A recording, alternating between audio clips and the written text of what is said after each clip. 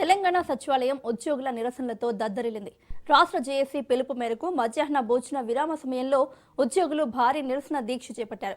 కొత్త పీఆర్సీని వెంటనే అమలు చేయాలని, పెండింగ్ డీఏలను విడుదల చేయాలని వారు డిమాండ్ చేశారు. క్యాష్లెస్ హెల్త్ స్కీమ్తో పాటు ఎన్నికల హామీ మేరకు పాత పెన్షన్ విధానాన్ని పునరుద్ధరించాలని నినదించారు.